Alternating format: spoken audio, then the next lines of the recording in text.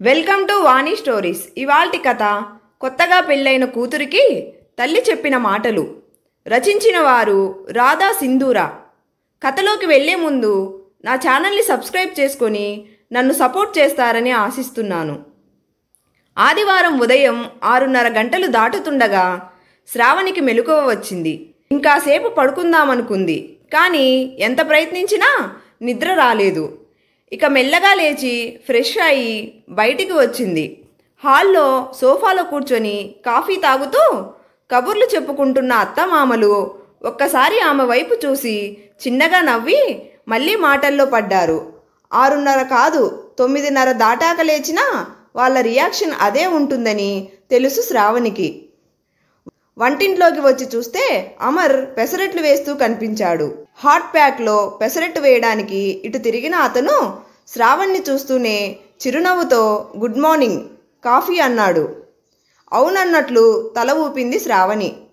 ఒక్క నిమిషం అని పెన్నం స్టవ్ మీంచి దింపి చట్నీ గిన్నె హాట్ ప్యాక్ తీసుకొని ఇప్పుడు కాఫీ కలుపుకో అని డైనింగ్ రూమ్లోకి వెళ్ళిపోయాడు. శ్రావణి అభావంగా ఉండిపోయింది. తరువాత కాఫీ కలుపుకొని కప్ తీసుకొని బాల్కనీలోకి వచ్చి నిలబడింది. లోపల శబ్దాలు విని అమర్ లంచ్ కోసం కూరగాయలు తరుగుతున్నాడన్నమాట అనుకుంది.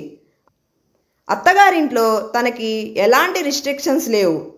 వంట పని, ఇంటి పని తనే చేయాలని లేదు. ఉద్యోగం చెయ్యి లేదా చెయ్యకు అనేవారు లేరు. ఇలా ఉండు, అలా ఉండకు అని ఆజ్ఞాపించేవారు లేరు. తనకి సంపూర్ణమైన స్వేచ్ఛ ఉంది. అయినా ఎందుకు ఈ అసంతృప్తి? తను కోరుకున్నది ఇలాంటి జీవితమే కదా. అసలు తన ఆలోచనలలో తప్పు ఉందా? ఎంతో ఆలోచించాకనే కదా ఈ నిర్ణయం తీసుకుంది తను అనుకుంటూ నిట్టూర్చింది శ్రావణి. శ్రావణిది ఉమ్మడి కుటుంబం. ఆస్తిపరులు కాకపోయినా మంచి పేరుకు మాత్రం లోటు లేదు. ముఖ్యంగా శ్రావణి తల్లి శారదా గారి గురించి బంధువులందరూ మంచిగా చెప్పారు. ఈ సంబంధం వచ్చినప్పుడు అమర్ తల్లిదండ్రులు నరసింహం, సుశీల కుటుంబం ఎలాంటిది, అమ్మాయికి అబ్బాయికి ఇష్టమేనా అని మాత్రమే ఆలోచించారు. శ్రావణి పెళ్లికి ముందే అమర్తో నేను ఎంతో ఇష్టంతో ఈ ఉద్యోగంలో చేరాను. నా జీవితం నాకు నచ్చినట్లు గడపాలి అనుకుంటున్నాను. మిమ్మల్ని, మీ కుటుంబాన్ని గౌరవిస్తాను. అలాగే మీరు కూడా నన్ను తక్కువగా చూడరని అనుకుంటున్నాను అంది. అమర్కి శ్రావణి అలా చెప్పడం నచ్చింది. అతని ఇంట్లో కూడా ఎదుటివారి మీద పెత్తనం చెలాయించడం ఎవరికీ ఇష్టం లేదు. పెళ్లి చక్కగా జరిగింది. శ్రావణి అత్తగారింటికి వచ్చింది. నెల రోజులకే అత్తామామలకి కోడలి ప్రవర్తన కాస్త ఇబ్బందిగా మారింది. అలా అని శ్రావణి వాళ్ళనేం అనేది కాదు, కానీ ఏదో దూరం. తనకి కూర నచ్చకపోతే మళ్ళీ ఇంకో రకం చేసుకునేది. పోనీ నాకు పలానా ఇష్టమని చెబితే అలాగే చేద్దామనుకుంటే అలా కూడా చెప్పేది కాదు. మొహమాట పడుతుంది అనుకుని అమర్, శ్రావణి రోజు మనిద్దరం కలిసి వంట చేద్దామా, నీతో గడిపినట్టు ఉంటుంది అంటే సరేనంది శ్రావణి. కానీ అన్ని విషయాల్లో అంతే. ఏదైనా చెప్పబోతే నాకు అలవాటు లేదనో ఇష్టం లేదనో ముక్తసరిగా చెప్పేది. కొత్త కదా అని వాళ్ళే కలుపుకుందామనుకున్నా కుదిరేది కాదు. కనీసం ఆమె ఇబ్బంది ఏంటో తెలుసుకుందామని అనుకున్నా శ్రావణి అవకాశం ఇచ్చేది కాదు. ఒకరోజు ఇంటికి బంధువులు వచ్చారు. శ్రావణి పనుందంటూ గదిలోంచి బయటికే రాలేదు. వాళ్ళ మర్యాదలు అన్నీ సుశీలే చూసుకుంది. కోడల్ని చూడాలనే వచ్చాం, కానీ అవ్వనే లేదు అంటూ వెళ్ళారు వాళ్ళు. ఆ మాటలకి అమర్ బాధపడ్డాడు. అసలు శ్రావణి ఎందుకు ఇలా చేస్తుంది అనుకొని గదిలోకి వెళ్ళి ఆమెనే నేరుగా అడిగేశాడు. ఎందుకు రావడం? మర్యాదలు జరిపించుకొని మళ్ళీ నాకు వాళ్ళు వంకలు పెట్టడానికా అంది శ్రావణి. ఆ మాటకి అమర్ చిరాగ్గా, అసలు వాళ్ళతో ఒక్క మాటైనా మాట్లాడకుండా వంకలు పెడతారని ఎలా అంటావు? ఇప్పుడు మాత్రం నీ గురించి ఏం అనుకోరా? వచ్చి పలకరిస్తే నీ తప్పు ఉండేది కాదు. ఇప్పుడు నువ్వే వాళ్ళకి అవకాశం ఇచ్చావు అన్నాడు. నాకు ఇష్టం లేదంటే అర్థం చేసుకోరేం? ఇంకేం అర్థం చేసుకోవాలి? అర్థం చేసుకోవడం అనేది ఇరువైపులా ఉండాలి. మీ అమ్మగారు చూడు, అందరినీ కలుపుకొని ఎలా ఉంటున్నారు. నువ్వు అసలు ఈ ఇంట్లో మనిషిలా ఉంటున్నావా అన్నాడు కోపంగా. ఆ మాటతో శ్రావణి ఆవేశంగా, ఓహో అర్థమైంది, నేను మీకు సేవలు చేయడం లేదనేగా. మీకు కావాల్సింది మీరు మీ వాళ్ళు చెప్పినట్లు నడిచే ఓ రోబో అంతే అని గెస్ట్ రూమ్లోనికి వెళ్ళి తలుపేసుకుంది.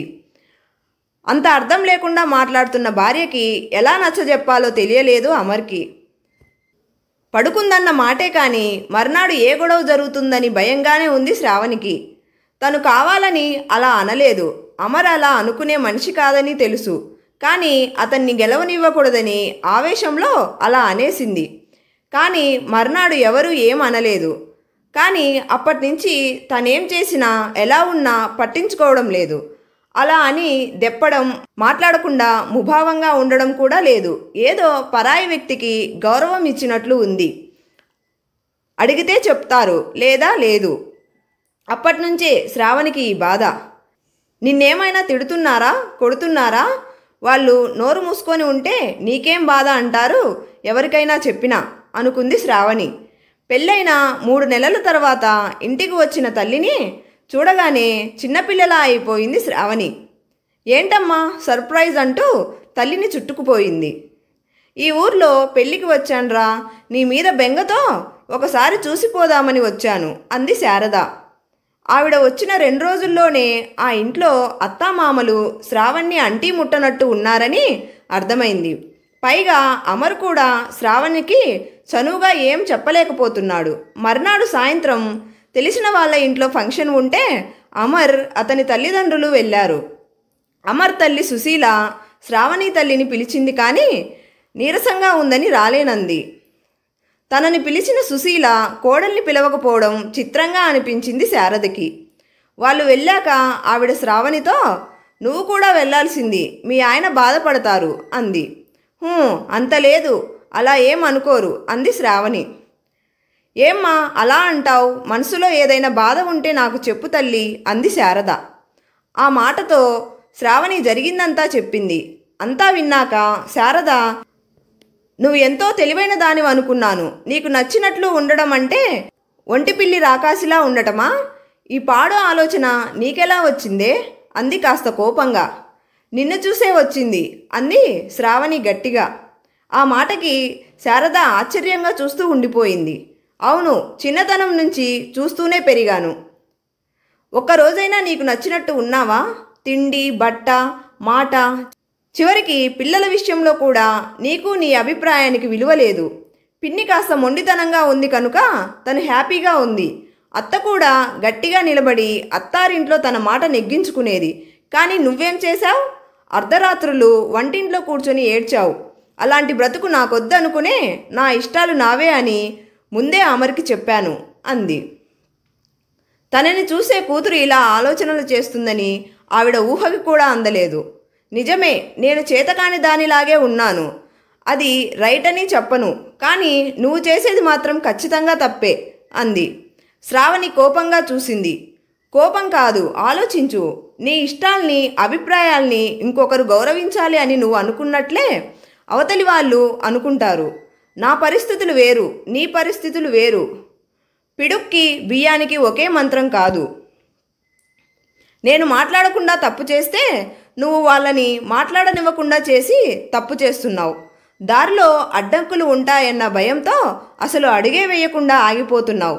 దీనివల్ల నీకే కాదు, నీ భర్తకు, అత్తామామలకు ఎవరికీ సంతోషం ఉండదు.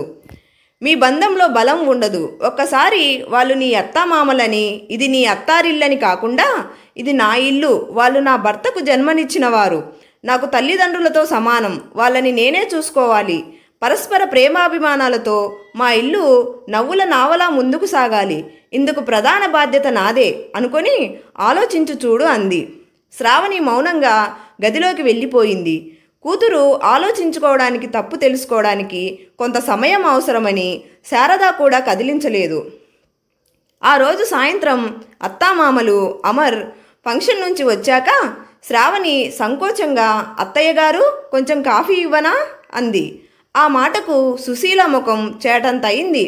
ఇవ్వు తల్లి అంది నవ్వుతూ. శ్రావణి కాఫీ కలుపుతూ, నేను మాట్లాడితే ఎంత సంతోషించారావిడ. కోడలు మాట్లాడిందనే ఆనందమే తప్ప నిన్నటిదాకా నేను మాట్లాడలేదన్న కోపమే లేదు. వాళ్లతో కలుపుగోలుగా ఉంటే తనకి అసంతృప్తి తగ్గింది. అమ్మ అన్నది నిజమే, నేను తప్పుగా అనుకున్నాను అని ఆలోచిస్తూ ఉంది. కాఫీ నేను సర్వ్ చేయనా అంటూ వచ్చిన అమర్ కాఫీ పక్కన ప్లేట్లో బిస్కెట్లు చూసి ఎవరికి ఇవి అన్నాడు. మనకి అని కాఫీ ట్రే తీసుకొని హాల్లోకి నడిచింది శ్రావణి. పెళ్ళయ్యాక మొదటిసారి శ్రావణి మన అనడంతో అమర్ మనసు నిండిపోయింది. అత్తయ్య గారికి ఫోన్ చేసి సహాయం అడిగి మంచి పని చేశాను అనుకొని తాను కూడా బిస్కెట్ల ప్లేట్లతో నడిచారు అమర్. కథ నచ్చినట్లయితే తప్పకుండా ఛానల్ని సబ్స్క్రైబ్ చేసుకొని సపోర్ట్ చేయండి. లైక్ చేయండి, షేర్ చేయండి. ధన్యవాదాలు.